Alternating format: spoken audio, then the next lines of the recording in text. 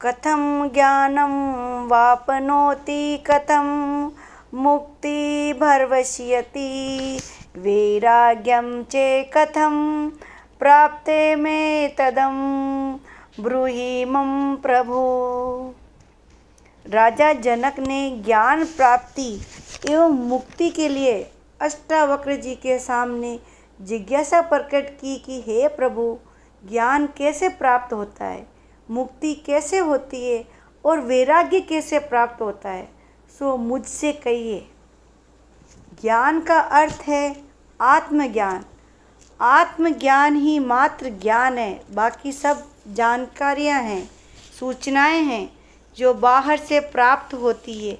ये प्रकृति उस चैतन्य तत्व की ही अभिव्यक्ति है, उसी का खेल है। ये चैतन्य ही समस्त सृष्टि का आधारभूत तत्व है जो समस्त जड़ चेतन में व्याप्त है। इस व्यष्टि चेतन को आत्मा तथा समष्टि चेतन को ब्रह्मा कहा गया है। दोनों एक ही तत्व है। आत्मा का ज्ञान ही परमात्मा का ज्ञान है।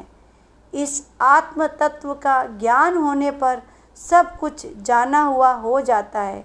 उपनिषद कहते हैं, यस्मिने विज्ञाते सर्वमिदं विज्ञातम भवति, अर्थात जिसके जानने से सब कुछ जाना हुआ हो जाता है, संपूर्ण सृष्टि का रहस्य ज्ञात हो जाता है, फिर जानने को कुछ बाकी नहीं रहता है। मनुष्य शरीर, मन, बुद्धि, अहंकार आदि नहीं, बल्कि आत्मा ही उसका वास्तविक स्वरूप है और नित्य, शाश्वत एवं सनातन है। प्रकृति अनित्य है। इस आत्मा का ज्ञान ही स्वयं का ज्ञान है। अज्ञानी प्रकृति को ही जानते हैं जो स्थूल है, इंद्रिय ग्राह्य है, जबकि ज्ञानी उस चेतन को भी जान लेते हैं जो सूक्ष्म है, इंद्रियातीत है। इस ज्ञान प्राप्ति से होती है मुक्ति। सृष्टि का आधार जान लेने पर समस्त सांसारिक प्रपंच का ज्ञान हो जाता है। भ्रांति मिट जाती है, जीव शांत हो जाता है, साक्षी हो जाता है, दृष्टा मात्र रह जाता है, जिससे सांसारिक बंधनों से मुक्त होकर वे स्वतंत्र हो जाता है। मुक्ति ज्ञान के बिना नहीं हो सकती है। जीवन का चरमोत्कर्ष मुक्ति है, जो जीव की अंतिम परिणति है, चरम विकास है। स्व ज्ञान के लिए वैराग्य का होना आवश्यक है। वैराग्य का अर्थ संसार को छोड़ना अथवा उससे भागना नहीं है, बल्कि उसके प्रति आसक्ति का त्याग है। संसार बंधन नहीं है, उसके प्रति जो लगाव है, आसक्ति है, यही बंधन है। इस आसक्ति या बंधन का कारण है अहंकार। जब तक अहंकार है, आसक्ति होगी ही, तथा यही आसक्ति बंधन है। संसार और आत्मा दो छोर है। बाहर है संसार, भीतर है आत्मा परमात्मा। दोनों मार्ग भिन्न दिशाओं में जा रहे हैं। मनुष्य दोनों के मध्य खड़ा है। यदि वे संसार की ओर भागता है तो परमात्मा से दूर होता जाता है, और यदि वे परमात्मा की ओर जाना चाहता है तो उसे संसार से विमुख होना पड़ेगा। संसार से विमुख होना ही वैराग्य है। ये केवल दृष्टि परिवर्तन से होगा, घर छोड़कर जंगल में भागने से नहीं होगा। यदि व्यक्ति संसार के प्रति आसक्ति का त्याग मात्र कर देता है तो वह ज्ञान प्राप्ति का अधिकारी बन जाता है।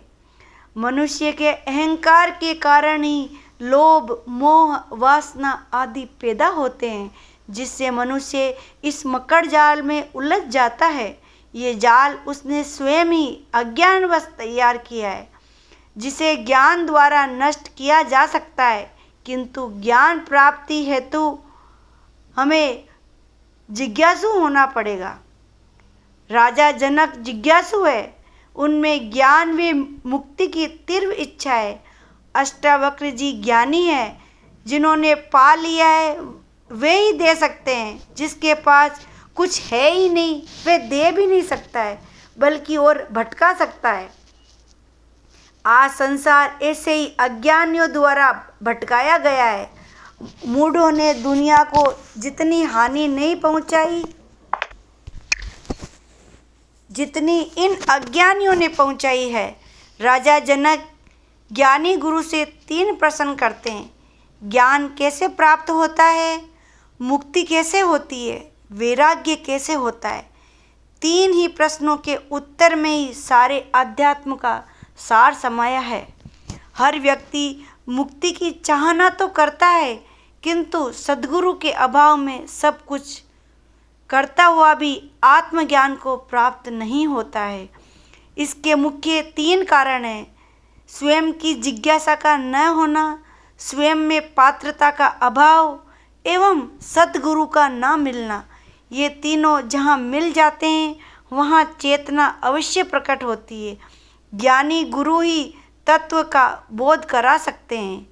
राजा जनक की पात्रता का निश्चय हो जाने पर अष्टावक्र जी ने अपनी पूरी शक्ति का उपयोग कर सारा ज्ञान सारभूत रूप उनके गले से उतार दिया। वे तीनों प्रश्नों का 3 वाक्यों में ही समाधान कर दिया। अष्टावक्र जी पहले वैराग्य का स्वरूप बताते हैं, क्योंकि वैराग्य बिना मनुष्य आत्मज्ञान का अधिकारी नहीं बनता है। यह पहली शर्त है।